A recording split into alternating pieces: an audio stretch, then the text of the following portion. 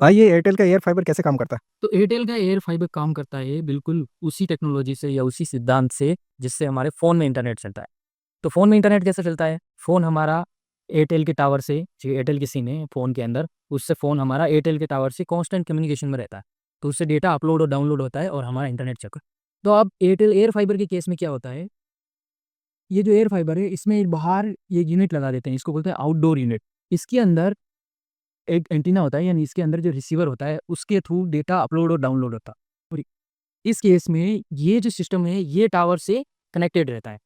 अब इसको पावर मिलता है इस केबल के थ्रू, और ये जो डेटा डाउनलोड और अपलोड करता है ये इस केबल के थ्रू, ये ईथरनेट केबल है, इस केबल के थ्रू राउटर लगा होता है अंदर, उस राउटर में जाता है और वहाँ से इंटरनेट हमें सभी डिवाइस पे चला सकते हो, जैसे टीवी पे चला लिया या कंप्यूटर में चला लिया, लैपटॉप में चला लिया, इस तरीके से ये काम करता है। तो अब मोबाइल के अंदर जो इंटरनेट चल रहा था वही ठीक था, तो इसको लगाने की क्या ज़रूरत थी?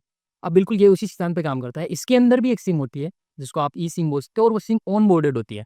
मतलब उसको आप चेंज नहीं कर सकते जैसे मोबाइल में करते हो। वो एम्बेडेड सिम होती है, उसको सिर्फ़ एयरटेल के टेक्नीशियन है वो चेंज कर लेते होंगे। लेकिन ये आम लोगों के लिए चेंज करने के लिए नहीं है। तो इस सिम की वजह से एक कनेक्शन होता है, जैसे हमारा मोबाइल में कनेक्शन होता है, वैसे ही ये एक व्हीकल का कनेक्शन है, तो उस कनेक्शन से इंटरनेट चलता है। तो अब मोबाइल में जो इंटरनेट चलता है और इससे चलता है उसमें फ़र्क क्या है?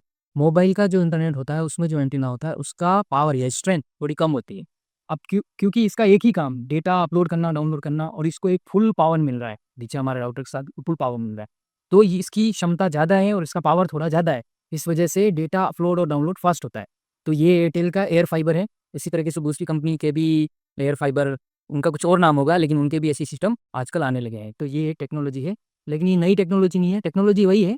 बस मोबाइल का जो अंदर वाला सिस्टम था, जिससे इंटरनेट चलता था, उसको निकाल के बाहर इस आउटडोर यूनिट में लग के नीचे राउटर, एक डेडिकेटेड राउटर लगा दिया, जिससे इंटरनेट चले। तो अगर ये वीडियो अच्छा लगा हो तो लाइक और कमेंट करें, और इसमें अगर और कोई जानकारी ऐड करना चाहते हो तो भी कमेंट ज़रूर करें।